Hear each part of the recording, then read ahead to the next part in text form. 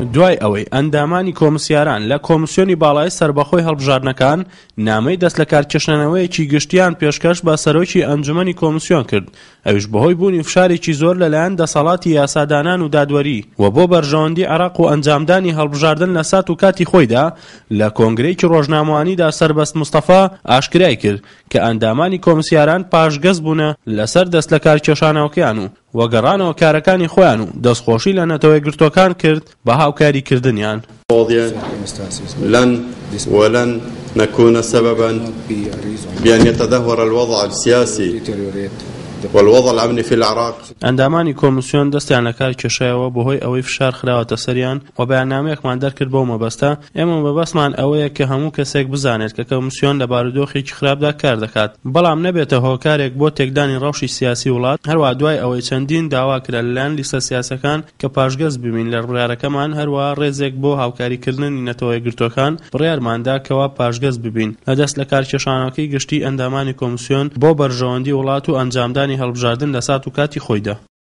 لەلایەکی دیکەوە نوێنەری گشتی نەتەوەی گرتوەکان ئاشکرای کرد کەوا کۆمسیۆن هەمیشە بێلایەنە کاری کردووە و داوای کرد کەوا لیستە سیاسەکان ڕێز لە کارەکانی کۆمسیۆن بگرن و چیتر فشار نەخرێتە سەریان بۆ ئەوەی هەڵبژاردن لە سات و کاتی خۆیدا ئەنجام بدرێت.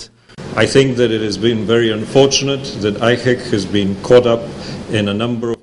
لە سەرەتادا دەستخۆشی لە کۆمسیۆنی باڵای سەربەخۆی هەڵبژاردنەکان دەکەم کە توانیوێتی بە شێوەیەکی زۆر باش کار بکات بۆ ئەنجامدانی هەڵبژاردن و کۆمسیۆن لە سەرەتادا وەکو پێویست نەبووە، بەڵام لە دوای ساڵانێک و بوونی ئەزموونێک لە کارەکانی توانیوێتی بگەن بە ئاستێک کە جێگەی شانازی ببێت و ئێمە وەکو نەتەوەی گرتوەکان بە هەموو شێوەیەک کار دەکەین بۆ هاوکاریکردنی کۆمسیۆن بۆی هەڵبژاردن لە عێراق بە شێوەیەکی شەفاف بەڕێوە بچێت و هیچ کێشەیەک دروست نەبێت لە کاتی ئەنجامدانی. هەرچەندە کۆمسیۆن فشارێکی زۆری لەسەر لەلایەن چەند دەسەڵاتێکەوە لە عێراق، بەڵام سڵماندیان کەوا بەبێلایەنە کار دەکەن و هیچ هۆکارێک نییە بۆ ئەنجام نەدانی هەڵبژاردن لە سات و کاتی خۆیدا. وەکو نوێنەرێکی نەتەوەی گرتوەکان داوا لە سەرجەم لیستە سیاسەکان دەکەم کە ڕێز لە بێلایەنەی کۆمسیۆن بگرن و بە هەموو توانایەک هاوکاریان بکەن بۆی هەڵبژاردن ئەنجام بدرێت و چیتر فشار نەخرێتە سەر کۆمسیۆن و دەستخۆشی لە کۆمسیۆن دەکەم بە پاشگزبوونیان لە دەست لە کارکێشانەوەکەیان. دوای دەست لە کارکێشانەوەی ئەندامانی کۆمسیاران